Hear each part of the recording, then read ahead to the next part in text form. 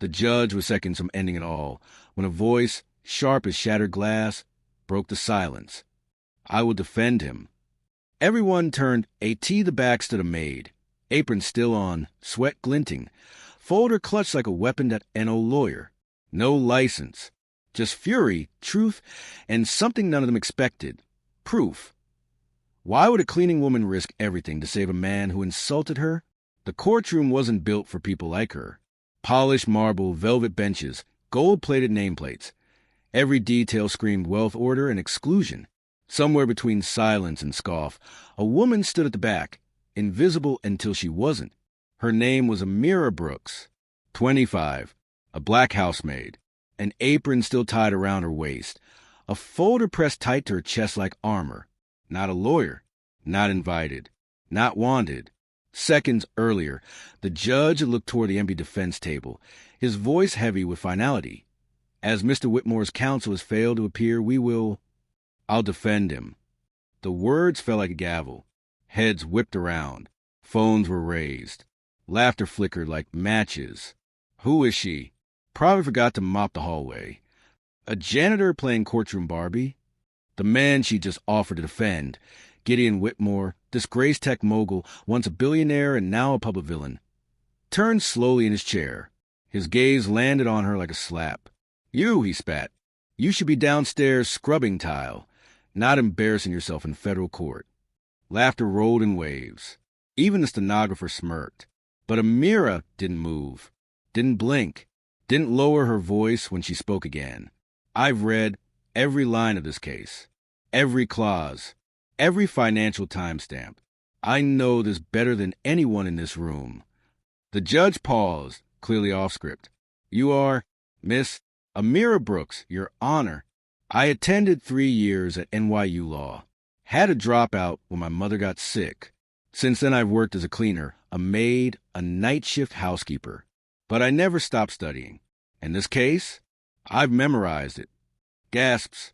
The prosecution, sleek, blonde, tailored perfection, narrowed her eyes. Eloise Langford, lead counsel for the plaintiff, tilted her head with the kind of smile that hides teeth. "Objection. This is absurd. Highly irregular. Insulting to the court." The judge rubbed his brow. But the rules were clear. With no licensed counsel present, the defendant could accept representation, even temporary, by anyone he chose. "Mr. Whitmore, do you consent to this representation?" Gideon looked up at her again, disdain burning through clenched teeth. "You're not my lawyer." "I'm the only one who hasn't walked out on you," Amira replied, softly, "and the only one who actually read the contracts." He sneered, then shrugged. "Fine. Say what you want. This is already a circus." The judge sighed. "Very well. Miss Brooks, proceed." She walked forward slowly, each step echoing louder than the last. The folder opened with a whisper of paper and promise. Handwritten notes, color-coded tabs, copies of contracts the prosecution was sure no one would question.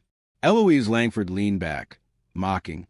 "Hope you brought more than grocery lists and motivational quotes." Amira looked her in the eye. "I brought proof." The room went still. Then she began, no slides, no assistant, no firm behind her, only her voice, steady and clean, cutting through every falsehood buried in legal jargon. On May 14th, the plaintiff claims a revised contract was signed by Mr. Whitmore from New York, but this digital signature traces back to Zurich. The IP metadata doesn't match his historical login trail. And the language used? European legal dialect, not American structure. Eloise's smile slipped. The judge leaned forward. "You're suggesting the contract was ghost-drafted offshore?" "I'm not suggesting," Amira said, flipping a page. "I'm showing." Behind her, even the gallery fell quiet. The hearing was paused. The judge ordered a recess to review the evidence. Outside the chamber, whispers swirled like smoke. Who is she really? Is she bluffing? Did she just outsmart an entire law firm? Inside, Gideon sat silent, staring at the place where Amira had stood. Not grateful, not convinced, just confused. How had the woman he never saw coming just become the only reason he might survive? But Amira knew something he didn't yet understand. When truth has no badge, it finds a broom and walks in anyway. It was past midnight when Amira returned to her apartment.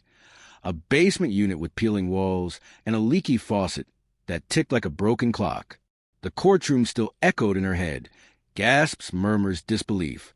Her folder now lay on the small kitchen table. Pages creased, tabs fraying. It wasn't law school material. It was survival. Above the table hung a crooked photo of her mother, smiling through hospital fatigue. That photo had watched Amira study for years. First in college libraries, then in hallways, then under stairwells while scrubbing floors. Now, it watched her prepare for battle. She wasn't supposed to speak. She wasn't supposed to matter. But something in Gideon Whitmore's case didn't sit right. His arrogance was infuriating, but the paper trail, that was dirtier than any floor she'd ever cleaned. She pulled out the revised contract again. The phrasing, the location tag, the metadata from Zurich. Then something else, a name in the email chain. Paul Eddington, former assistant, gone silent, vanished from company records just before the fraud charges exploded. Her finger tapped the name. Then she turned to her laptop, the same one she'd fixed 3 times with duct tape and prayer, and began digging. The next morning, Gideon was not expecting her. He sat behind a grand oak desk in his penthouse office, the kind of room where secrets pretended to be power. "You again," he said, not looking up. "You're welcome," she replied flatly, placing the folder on his desk. He scoffed. "You don't want to play this game. This isn't some righteous underdog fantasy." "No," she said calmly. "It's real and messy, and you're losing." He looked up, not angry this time, just tired. The kind of tired that money can't fix. "You think you saved me yesterday?" "No," she said. "I think I bought you 24 hours. Now decide what you want to do with them." She opened the folder again. "This contract was signed while you were at a vineyard conference in Napa." "Right. Yeah, I signed things on the move. My assistant handles the paperwork. Paul, yeah, he left. Said he couldn't handle the heat." She paused. Or maybe he was the one turning up the temperature. That afternoon, Amira took the subway to Midtown. She tracked Paul's last known location, a shared office space buried between a locksmith and a vape shop. The hallway smelled like burnt coffee and regret. His name was still on the door. No one answered, but the knob clicked open. Inside, chaos. Drawers half open. Dust unsettled. A laptop missing from its charger. But on the floor, a folder, stamped with company letterhead. She picked it up. Inside were 3 printed contract drafts. 2 of them bore metadata from entirely different origins. One from Zurich, one from a New Jersey IP. Same document, same date, different fingerprints. She took photos. Her pulse rose. She just crossed the line from courtroom novelty to threat. By the time she returned to her apartment, the shadows felt thicker. She replayed the footage in her mind. Gideon brushing her off, the judge's cautious approval, Eloise Langford smirk twisting into suspicion. Her phone buzzed. Unknown number. She hesitated. Answered. "You made quite the entrance," a voice said. "Male. Smooth. Amused. I'm sorry, who is this?" "Let's just say, someone in that courtroom has more at stake than you realize. You're poking a bear, Miss Brooks. Be careful where you stick the stick." Click. She stared at the screen. The call was short, but the silence it left behind roared. She didn't sleep that night. Instead, she printed the contract drafts, compared signatures, highlighted inconsistencies. Every detail mattered now.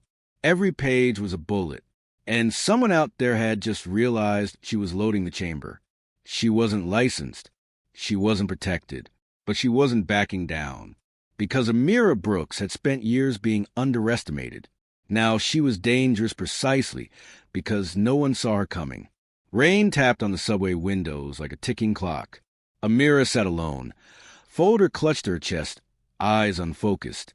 She wasn't just chasing proof anymore. She was chasing ghosts, digital signatures, burned files, and men who vanished before the truth could reach them. And now someone was watching. She replayed the voice on the phone call, every word cold and coiled. "You're poking a bear." That wasn't a warning. That was a promise. Back at the Walker estate, Gideon was seated at the edge of his desk, swirling bourbon he hadn't touched. He looked up when Amira entered, no longer dismissive, but still guarded. "What now?" he muttered. "Paul's not just missing," she said, dropping the photos on the desk. "He left behind duplicate contracts. 2 versions, same date, different metadata." He leaned forward, scanning them. "Zurich and Jersey?" She nodded. "That means someone was testing versions before final submission. That's not a mistake. That's engineering." A long pause. "I gave Paul my trust," Gideon said slowly. "I let him sit in on confidential meetings. I thought he was loyal." "No," Amira replied. "He was patient." She left before sunset, unease wrapping around her like fog. At the subway station, she kept checking behind her. A man in a gray hoodie paused when she did, followed when she moved. She crossed platforms. So, did he? At the last second, she stepped onto a different line. The doors closed. He stayed behind. But the message was clear. They knew where she walked now. That night, Amira returned to her apartment and triple-locked the door. She moved the binder to the freezer, wrapped in foil, behind a bag of frozen peas, just like the whistleblower doc she'd once watched had done. She kept a printed timeline on the table. Dates, emails, signatures, like mapping a crime scene that hadn't been caught, only executed. She marked the date Paul left the company, then cross-referenced a memo she had nearly overlooked, an internal strategy note from Alter Corp, the plaintiff. Key phrase, push renegotiation through targeted legal tension. Her pen froze. They weren't responding to Whitmore's company. They were hunting it. The next morning, she boarded a train to Jersey City. The locker code from Paul's planner, 2913, had matched the secure courier service used by corporate clients. The receptionist barely looked up. "You got ID?" She slid it over. Moments later, she held a single sealed envelope. No name, just a red wax stamp with a single letter. L. Lai. Martin Lai, General Counsel for Alter Holdings. Back home, she opened it with shaking hands. Inside, a USB and a memo. The memo, confidential, internal, unfiltered, outlined how to fabricate offshore contracts, reroute IP signatures, and simulate legal fraud for leverage. They had built the lawsuit before Whitmore ever knew he was a target. And now, the evidence sat in her lap. She stared at the screen. Her throat tightened. There were emails, spreadsheets, strategy memos.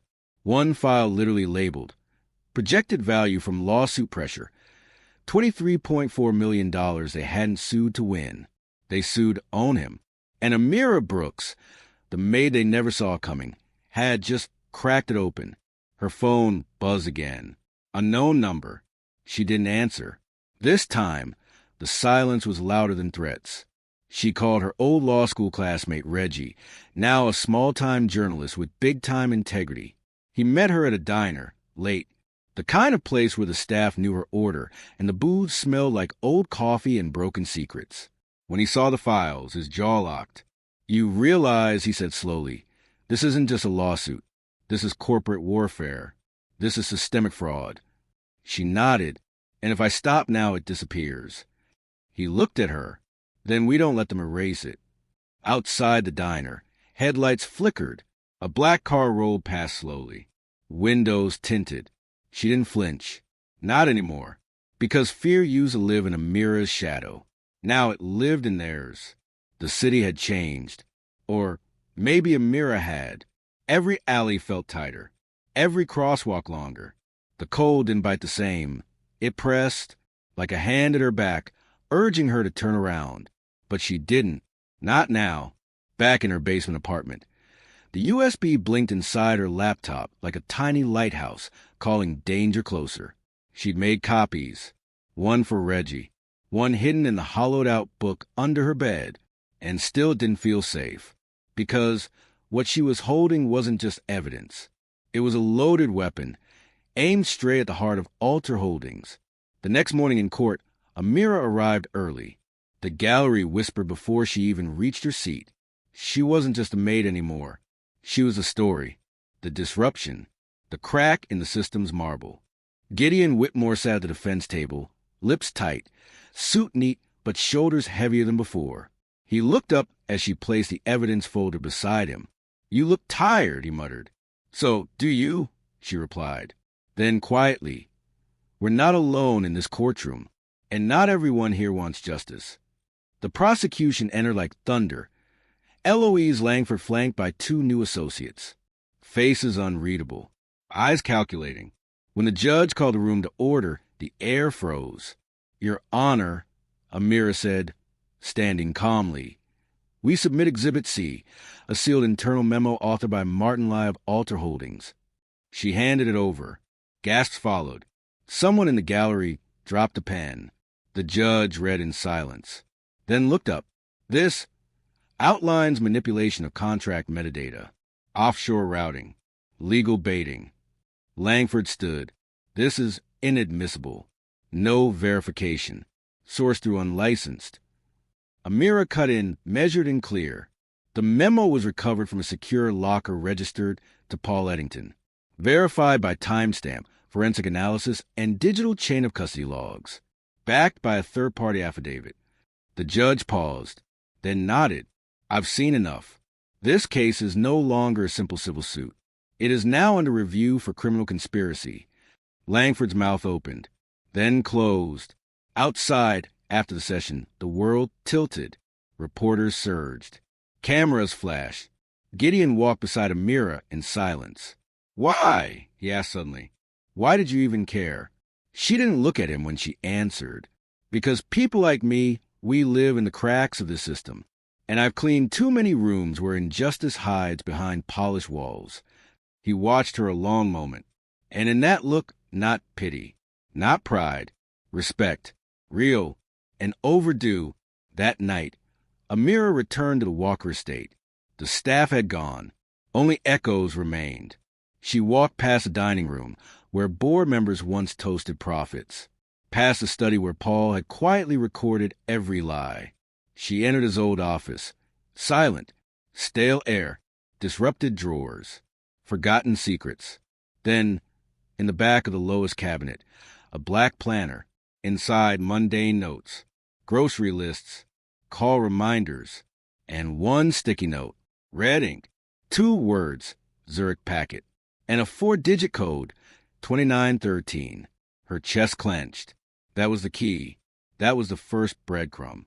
2 days later, she met Reggie again at the diner. She slid over a new set of documents. Financial logs, emails between Paul and Lai, a receipt for a wire transfer to an offshore account labeled L, Investments Zurich. Reggie stared. They were paying him, bribing him, before the lawsuit even existed. Amira nodded, and framing Gideon before he even read the contract. The next morning, in court, she submitted the final piece. A Swiss bank confirmation, notarized, authenticated, naming Martin Lai as the primary beneficiary of the offshore account that received pre-litigation funds. Langford tried to interrupt. The judge raised a hand. "Enough." A hush settled. Something final. Something trembling. Amira spoke. "This wasn't business. It was betrayal with a legal mask, and I will not let them hide behind it." That evening, someone broke into her apartment. They didn't steal anything. They just scattered her notes and left the window open. She stood in the doorway for a full minute, breathing, listening. Then she walked in calmly, picked up the binder, and whispered, "They're scared." Because when a maid walks into a courtroom and exposes the truth, power doesn't just flinch, it bleeds. Morning came quiet. No sirens, no headlines, just a slow creep of sun across Amira's kitchen table, where her binder lay open, pages fluttering like wings. She hadn't slept, not because of fear. That was already behind her. Now came clarity. At 8:43 a.m., a white envelope slid under her door. No name, no return address, just a message on cheap paper. "You've made enemies, Be careful what hill you choose to die on. She read it once. Then she burned in her sink, the flame eating through fear like it was made of paper, too. By 11 o'clock, she stood outside the courthouse. This time, no apron, no courtroom borrowed air, a navy coat, a folder of truth, a voice ready to speak not to the judge, but to the world. Cameras surrounded her. Reporters leaned in. Miss Brooks, one called out, "Is it true you're not a licensed attorney?" She looked up. "I'm not licensed to lie. That's all you need to know." A ripple moved through the press line, part laughter, part awe. Behind her, Gideon Whitmore stepped into the sunlight, for once not trying to control the narrative. He didn't say much, but he stood with her. That was enough. Inside, the courtroom buzzed with strange electricity, the kind of energy that comes right before something collapses. The judge entered. Langford did not. In her place stood a stiff-suited man with too many initials and too few expressions. The judge cleared his throat. "We begin with Exhibit D, submitted yesterday by the defense." Amira rose. "Calm. This exhibit includes financial logs, email threads, and offshore transfer receipts, all connecting the plaintiff's legal team, the premeditated contract manipulation." She handed over the folder. The room watched the judge like a fuse burning down. Minutes passed in silent reading. Then he spoke, slowly, carefully. "If this material holds, it doesn't just undermine the case. It implicates the plaintiff in deliberate fraud." Gasps, whispers. The plaintiff's new counsel coughed. "We respectfully request time to review." Amira stepped forward. "They've had months to lie, days to bury truth, and now they want hours to stall justice." The judge tapped his gavel once, not in anger, in finality. Defense's motion for dismissal granted. Evidence will be forwarded to the U.S. Attorney's Office for criminal investigation. The room froze, then cracked. Flashbulbs, murmurs. Someone clapped before being silenced. Gideon leaned in. "You just blew the roof off this place." She looked ahead. "No, I opened the floor beneath it." Outside, the world changed. Cameras followed her. Headlines shifted. Not the maid who tried to help, but the woman who brought down $1 billion lie. That evening, Amira sat with Reggie in a coffee shop. No press, no fanfare, just two friends and the weight of what had been done. "You're everywhere," he said, scrolling. CNN, NYT, even TikTok. She shook her head. "I didn't do this for likes." "I know," he said, "but the world doesn't forget symbols." She looked away, out the window, where people passed without noticing her. And yet, somehow more of them saw her now than ever before. Her phone buzzed again. A message from Elise, the former intern from Alter who had agreed to testify. "They came to my dad's store, broke a window, left no note, but we know what it meant." Amir replied with one line, "We hold the line together," then forwarded the surveillance footage to Reggie. Late that night, she returned to the Walker estate one final time. Gideon was in his office, alone, surrounded by silence. "They're falling apart," he said. Langford resigned. Lee's missing. The board scrambling. She nodded. "But it's not over." "No," he agreed, "but it's different now." He pulled out a thick envelope. Internal emails. Confidential board minutes. Proof of knowledge and silence. "I want you to have this," he said. She took it. No thanks exchange. Just understanding. Because some wars aren't won with applause. They're won with relentless truth. That night, in the quiet of her room, Amira stood by the window and whispered. You never needed permission to be powerful, just a reason. The hearing room was smaller this time. No media frenzy. No whispers from a gallery. Just rows of folding chairs, worn carpet, and the smell of old paper. The kind of place where justice moves slowly, but deeply. Amira stood at the front, not behind the defense table, not clutching a folder like a shield. Now, she stood behind a podium bearing 5 simple words. The People's Law Project. 1 year had passed since she walked into court in an apron. Now, She wore no disguise, just a sweater, jeans, and a voice hardened by fire and softened by truth. Before her sat 20 people. Mechanics, cleaners, nursing aides, street vendors, ordinary citizens who had been silenced in courtrooms for too long. Most of them had never met a lawyer who looked them in the eye. Until now. Justice, she said, doesn't always look like you expect. Her voice was even, measured, carried by rhythm, not volume. It doesn't wear a robe. It doesn't always carry a degree. Sometimes it comes with tired eyes and calloused hands. No one clapped. They didn't need to. They were listening.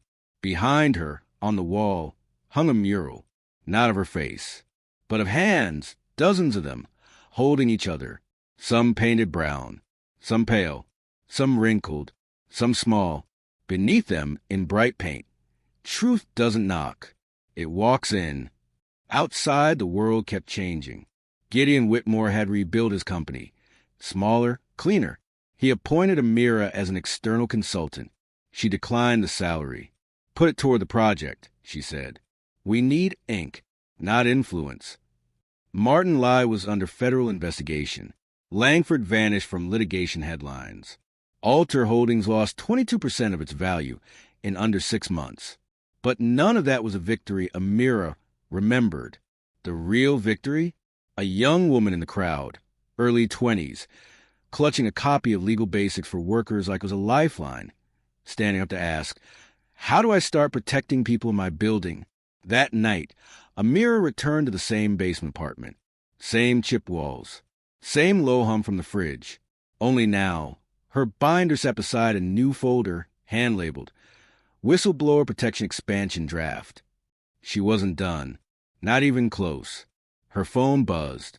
Unknown number. She paused, then answered.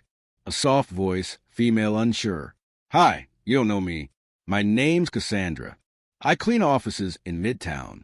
Last week I saw something. Something bad. I tried to forget it. But silence. Then, I don't know what to do. Amira sat down. Slowly, calmly. You just did the right thing. A quiet sob. Then a whisper. Thank you. She hung up and looked out the window. Same city. Same cold. But something in it felt new, like space had been made. Like silence had been carved open just wide enough for voices to slip through. Later that week, she visited Elisa's father, the man whose dry cleaning shop had once been shattered by silence. The glass was repaired. A handwritten sign taped to the counter. We clean clothes. She cleaned house. He handed her a coffee. You changed something, he said. No, she replied. I reminded them we were watching. He smiled. That's even better. On her walk home, she passed a mural tucked between 2 buildings. A woman in an apron, arms folded, eyes forward. Underneath, spray painted in gold. She didn't ask for permission. Back in her room, she lit a candle and opened her laptop. Typed the last line of her op-ed. Justice isn't given to the loudest voice. It's earned by the one that refuses to go quiet. She clicked send, then leaned back, closed her eyes, not to sleep, but to finally rest. Because Amira Brooks was never just defending one man. She was defending every voice that the system tried to sweep away. And now, she wasn't just in the fight. She was building the ground it would stand on.